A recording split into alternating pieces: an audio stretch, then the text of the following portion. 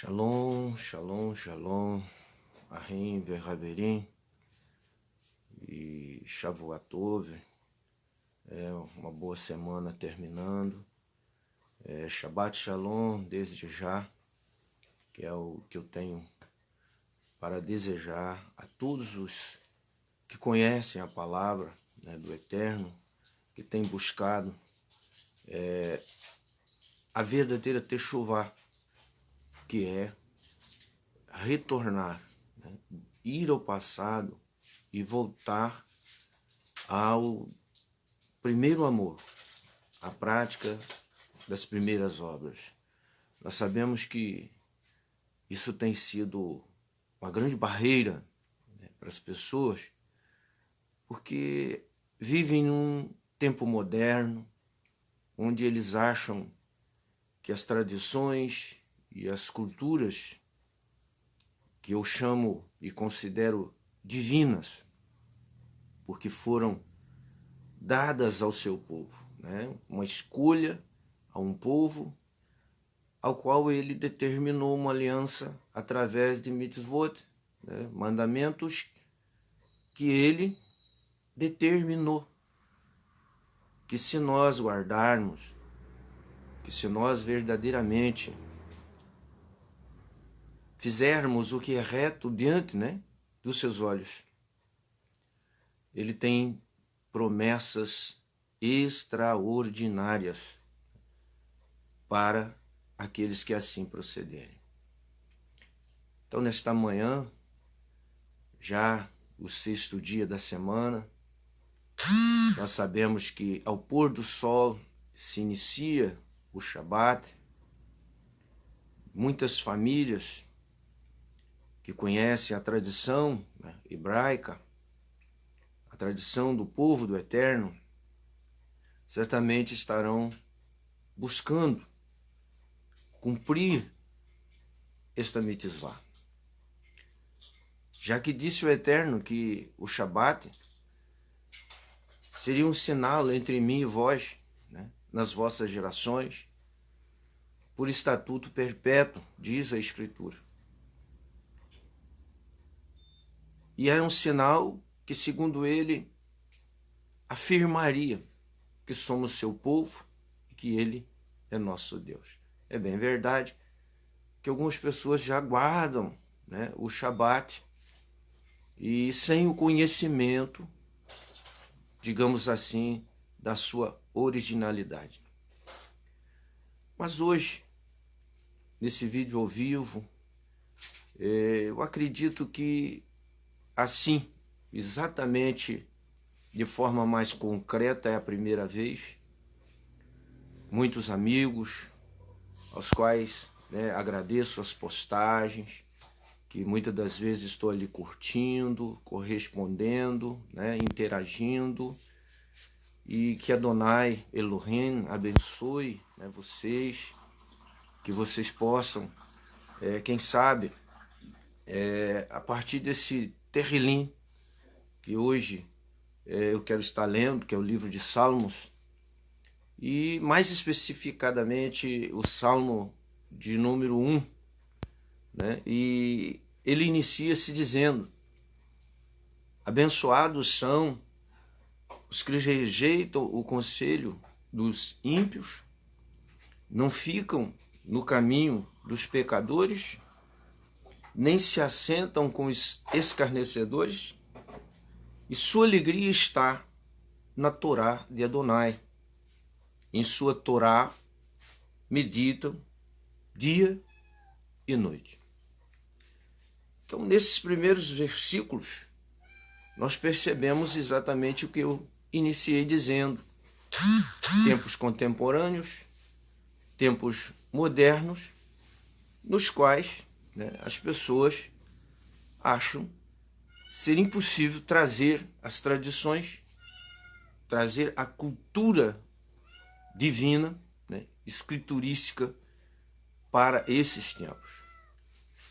Eu já fiz alguns comentários que o Eterno relata através dos profetas, e não é só na Bíblia judaica completa, né, a Bíblia que eu uso no momento que nos fala isso, mas a própria Bíblia, traduzida por João Ferreira de Almeida, consta o que eu estou mencionando nesse momento, né? Que haverá um tempo em que o Eterno ele vai punir os líderes, né, e todos aqueles que trajam as vestes, né, estrangeiras. Então nós percebemos aí que Deus sempre teve, né, realmente esse relato a dizer ao seu povo para ter cuidado.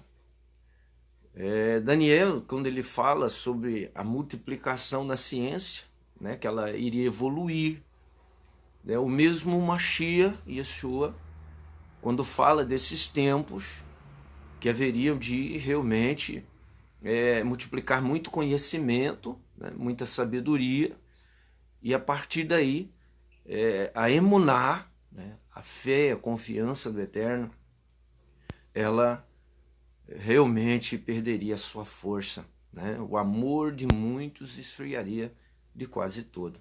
E isso é algo que nós sabemos que é verídico. Nós temos isso de forma muito perceptível, né, nos nossos dias, observando a criminalidade, né, a violência, a falta de paciência, pessoas dizendo que tiveram surtos e essas situações, né, que eu sempre falo que é a falta de relacionamento com o Eterno, né, o nosso Criador. Aqui nos fala realmente o quê? Que sejam abençoados aqueles que rejeitam o conselho dos ímpios, né? E esses ímpios, digamos a critério hebraico, está falando o quê? Dos estrangeiros, né? Dos estrangeiros. Porque as suas culturas, as suas tradições, né, elas vão contra o Eterno, vão contra aquilo que o Eterno determina. Não ficam no caminho dos pecadores. Quer dizer, enquanto muitas pessoas preferem as suas vidas, né, distanciadas do Eterno, né, praticando o pecado, você não fica preso a isso. Nem se assenta com os escarnecedores. Quer dizer, eu faço parte, né, numa sinagoga, e essa Querelá que eu realmente considero a Querelá, o Eterno, ela está espalhada para o mundo inteiro, nós sabemos disso, porque o Senhor tem aqueles que o representam em cada povoado nesse mundo. Ele certamente fará com que alguém seja despertado a retornar, o primeiro amor é a prática das primeiras obras, e observar o quanto se distanciou, né, do Eterno através de culturas estrangeiras, nas tradições estrangeiras, né, a moda, né, estrangeira, e enfim, são coisas difíceis, até podem ser, né, mas se você tem emuná, se você tem confiança no Senhor, você tem fé no Eterno, você realmente sente kavaná, você sente realmente um entusiasmo, uma ligação forte com o Eterno. Então você precisa fazer disso verdadeiramente, né, uma condição para que você possa exaltar e engrandecer o Eterno. Diz aqui que a alegria dessas pessoas que se afastam do pecado, que não se assentam com os escarnecedores, né, que realmente rejeitam o conselho dos ímpios, a alegria deles é a Torá de Adonai, quer dizer, a lei de Adonai, as mitzvot de Adonai, a preocupação deles está aí.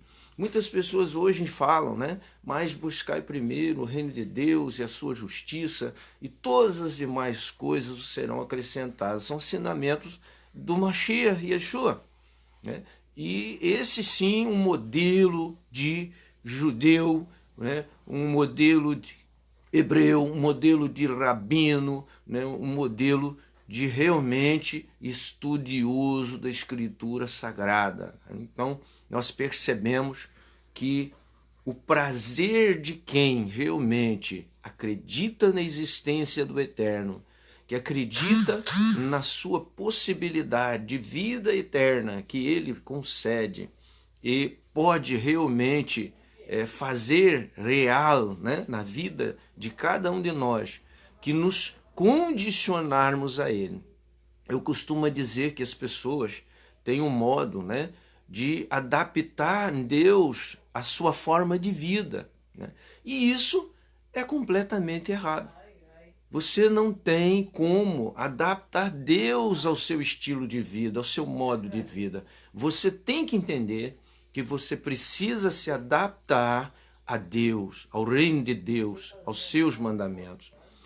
Ele prossegue dizendo aqui, né, que dia e noite, quer dizer, ele tem um compromisso com o Eterno, dia e noite, através das suas mitzvot, né, através dos seus mandamentos, através dos seus ensinamentos dados ao seu povo, né, há milênios, né, de anos, né, atrás.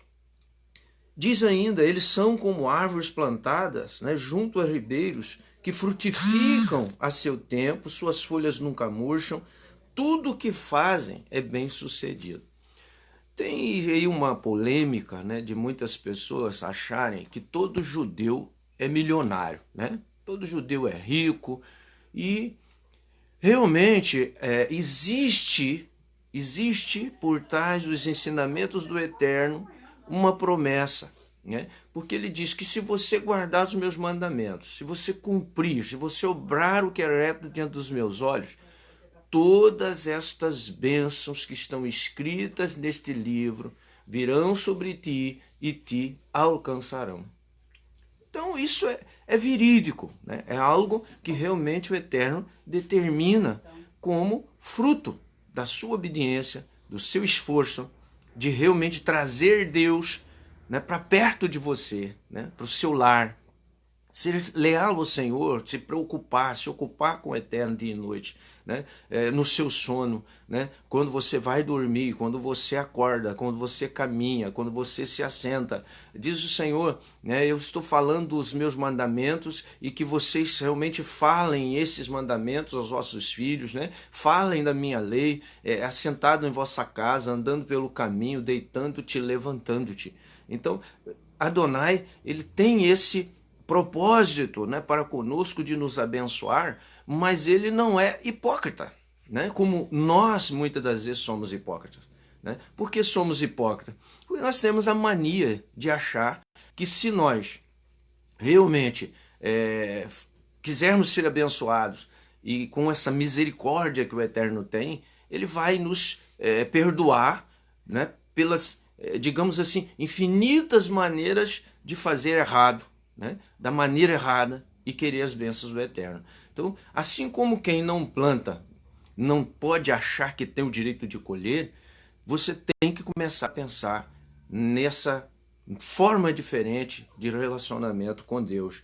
Porque a promessa do Eterno, você ser como árvore plantada junto a ribeiros de água. É uma promessa do Eterno, né? Você vai frutificar seu tempo, os seus frutos vão ser, né, realmente a seu tempo. E ele diz ainda que as suas folhas não se murcham, né? Realmente, nós percebemos isso no passado, na vida de vários profetas, né, de vários apóstolos, que certamente você, ao observá-lo, você vai perceber que eram homens que viviam, né, anos que hoje você acha dificuldade para que as pessoas vivam, né, uma vida mais longínqua. Mas todos aqueles que estavam, né, de forma mais compenetrada, de uma forma realmente muito mais ligada, num relacionamento mais sincero com o Eterno, tal como nós estamos vendo aqui nesse Salmo de número 1, você percebe que a vida deles era realmente uma vida diferente. Podemos dizer que não era uma vida sem problemas, né? Por quê? Porque todo aquele que realmente quer se separar, quer dizer, que ele quer ser santo, ele quer ser kadosh, né? Ele quer ser sagrado ao Senhor, né? Então, ele vai encontrar o quê? O poder daqueles que lutam contra o Eterno, né? E essa luta contra o Eterno, ela é uma situação bastante complicada, né? Uns acreditam na existência de Satã, né, como um ser maligno, como um ser que realmente ele, por si só quer destruir o mundo, quer destruir Deus, enfim. Mas são, digamos assim, coisas que você não tem que se ocupar. A sua ocupação deve ser relacionar-se com Deus de uma forma que Ele quer. Sabe aquela história que vocês muitas das vezes sabem, né? De alguém que ama outra pessoa e muitas das vezes ela não é correspondida, né? Isso é fato, acontece essas coisas, né, na vida de alguém. Pode não acontecer na sua, na minha, mas pode acontecer na vida de alguém, né? Amar e não ser correspondido. Então Deus, Ele nos ama de uma forma especial e muitas das vezes nós não correspondemos a esse amor, né, na forma que Ele quer ser amado, né, que Ele quer ser realmente visto, entendido, abraçado ou amado, né? Então, prossegue-se aqui dizendo que tudo que você fizer será bem sucedido a partir desse relacionamento. E eu estou acabando de dizer, o mundo em que nós vivemos, com as experiências e os exemplos deixados na Ketevei Kadosh, né, a Sagrada Escritura, nós percebemos o quê? A perseguição, né? Eles eram perseguidos exatamente por se relacionassem, né, com Deus de uma forma mais separada. Então é preciso que nós realmente entremos nessa situação, né, de um relacionamento mais sincero, de um relacionamento mais forte. Veja bem como diz aqui, olha, os ímpios não são assim, né, são como o joio espalhado pelo vento. Por isso os ímpios não resistirão ao julgamento, nem os pecadores na congregação dos justos. Isso também é uma promessa. Que seja uma promessa negativa. Porque ele está dizendo que os ímpios não são assim. Os ímpios não são assim. Por quê? Porque os ímpios não têm relacionamento com o Eterno.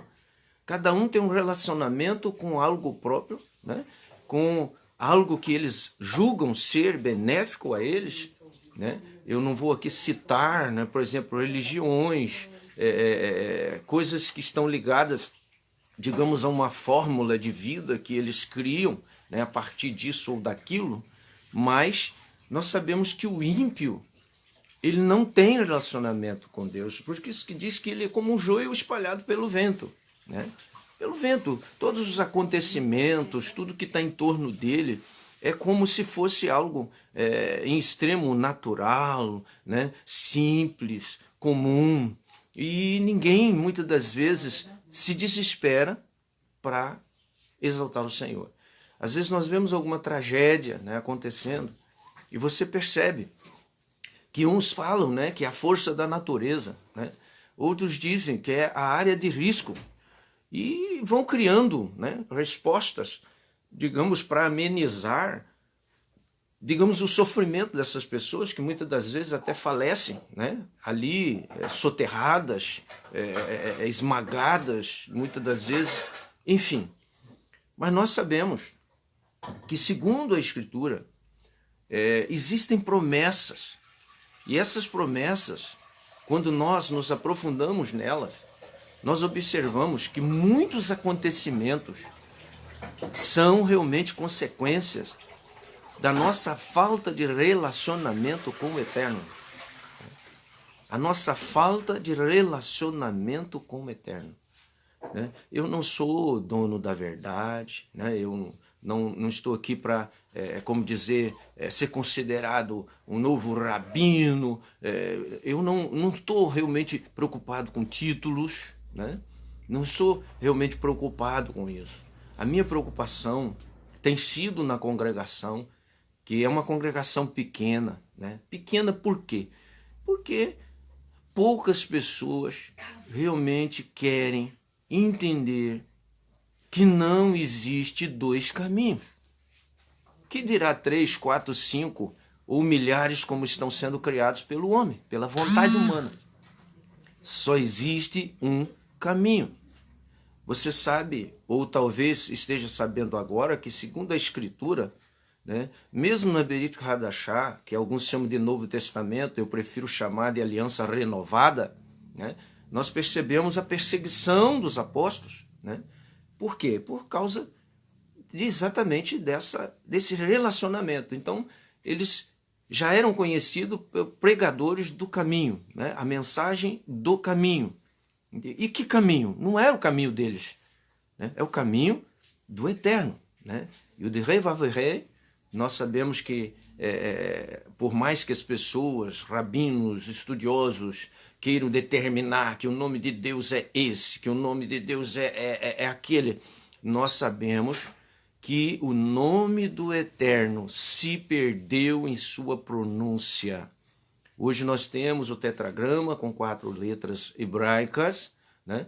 E que eu às vezes chamo a atenção, eu sei que algumas pessoas ficam talvez até irritadas, porque eu não gosto que mencionam a Yeshua como Jesus, porque não é a tradução do nome, né? E qualquer pessoa que estuda idioma sabe que nome próprio não se traduz.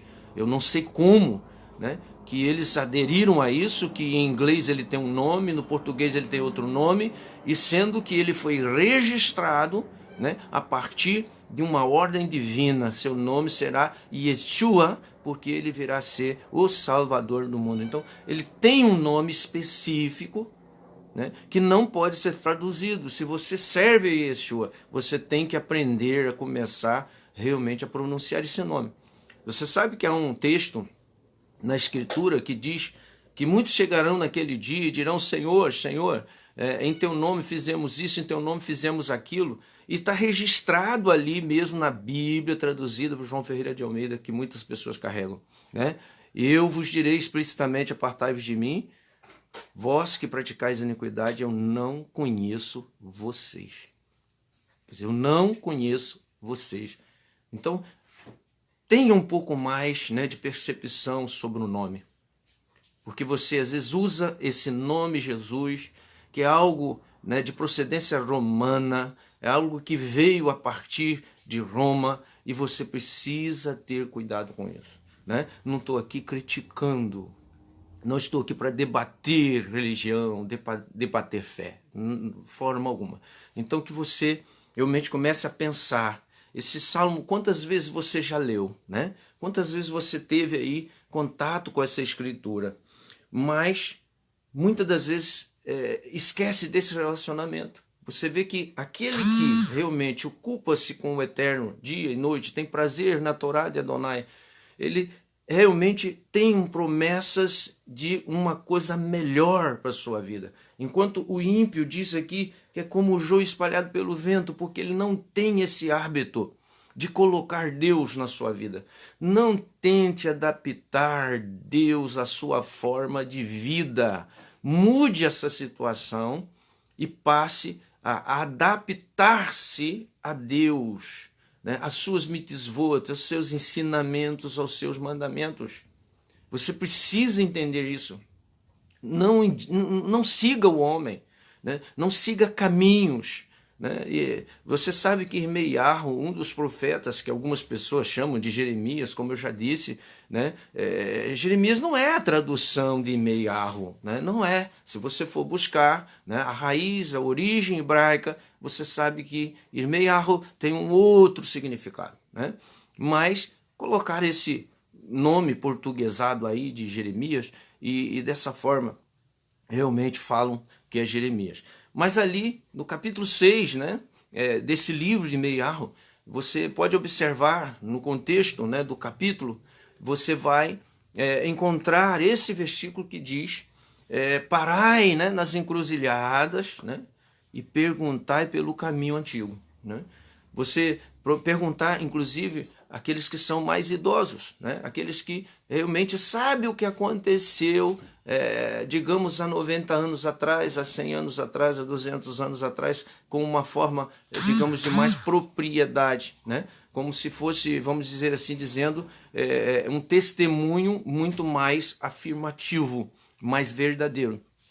Então ele prossegue aqui, veja bem, diz assim: por isso os ímpios não resistirão, né, ao julgamento, nem os pecadores na congregação dos justos, né? Isso é outra coisa. Você às vezes sabe dos acontecimentos, né, nos meios evangélicos, ou mesmo, como eu sempre falo, o Mashiach certa vez diz assim, creia-me, mulher, né, que dias virão que nem neste monte, nem em Jerusalém se adorará o Senhor, mas importa que os que o adorem em espírito e em verdade. Por que o Mashiach, Yeshua, disse isso? Porque ele já observava naqueles dias, né, acontecimentos perigosos. Você vê lá no capítulo 23, no caso de Matitiahu, que alguns também chamam de Mateus, e quando ele fala, na cadeira de Moshe, né, estão assentados escribas e fariseus.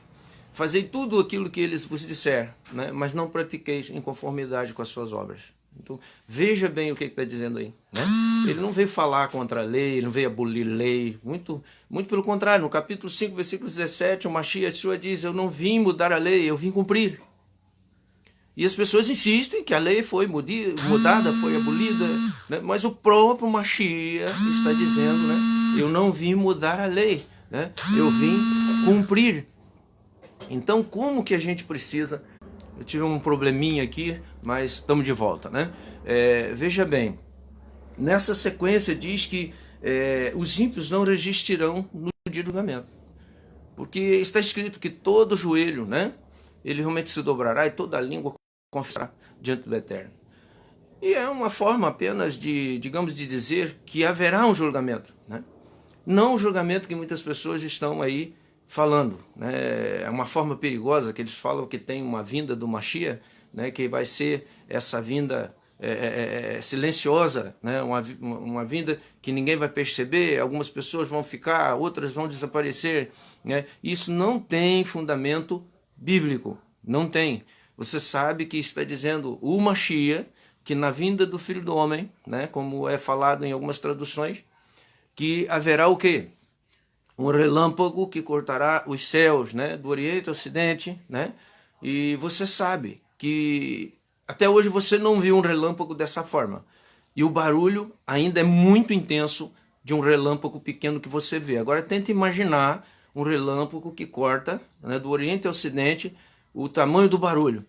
E outra vez ele diz que haverão o quê? Trombetas anunciando a chegada do Mashiach, né?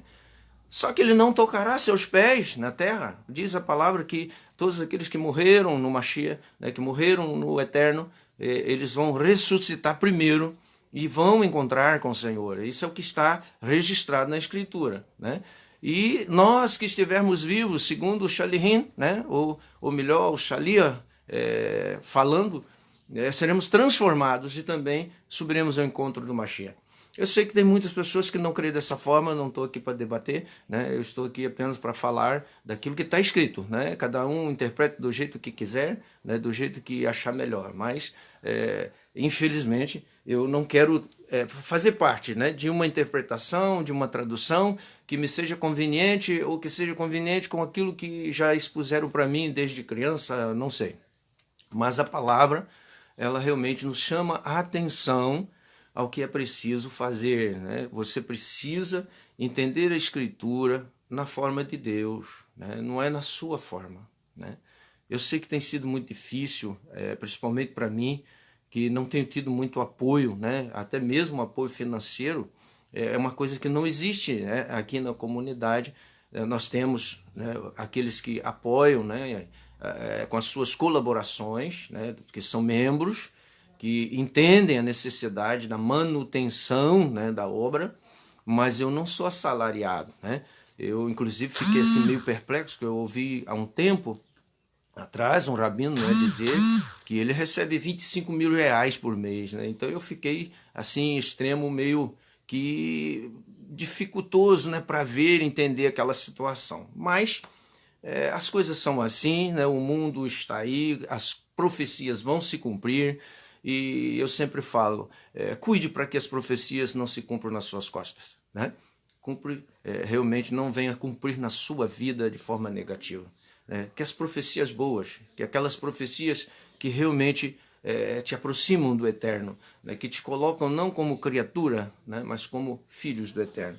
Então diz aqui que nem os pecadores na congregação dos justos. Então muitas pessoas estão aí carregando suas Bíblias, né? Vão a uma congregação, cada um com as suas expectativas, com as suas perspectivas, com as suas traduções, com as suas interpretações. E muitas das vezes, como eu já até ouvi pessoas dizerem, que lá na igreja, quando estão lá na congregação, ele é uma pessoa, quando ele está lá fora, é uma pessoa comum, como qualquer outra. Então, é o tipo de pessoa que não adora o Senhor de dia e de noite. É o tipo de pessoa que não tem prazer na lei do Senhor de dia e de noite. É uma pessoa bipolar espiritualmente, como eu sempre falo, né? A pessoa realmente acha que quando está nas coisas de Deus, ele precisa se sentir santo, purificado, e quando ele está distante do Eterno, muitas das vezes ele adultera, muitas das vezes ele mente, ele trapaceia, muitas das vezes ele fofoca, né? Ele realmente usa do seu corpo para profanar as coisas do Eterno. E mais na sequência diz assim, Adonai vela pelo caminho dos justos, né? Mas o caminho dos ímpios é a condenação. Eu costumo dizer, vou dizer algo aqui que eu sei que muitas pessoas vão polemizar, né? Mas veja bem, sou eu. Não estou dizendo que você tem que acreditar como eu, tá? Não estou falando que você tem que receber isso como eu estou falando. Mas cada um expõe uma coisa, expõe outra, eu também quero expor a minha condição. E a minha condição espiritual, ela não me dá livre-arbítrio. Não me dá livre-arbítrio. Eu tenho certeza que quando você ouve falar de livre-arbítrio, a primeira coisa que você vem realmente entender é que você faz aquilo que você quer, né? Você escolhe aquilo que você quer, né? E eu realmente digo que não é dessa forma, né?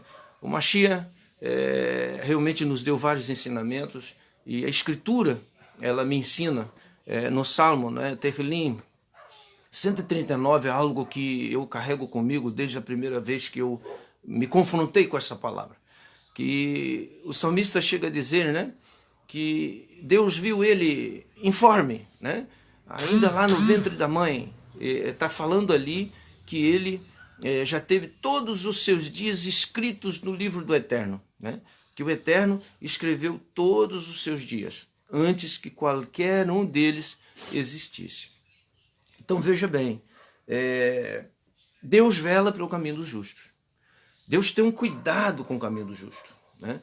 Então isso é preciso entender, né? Ele tem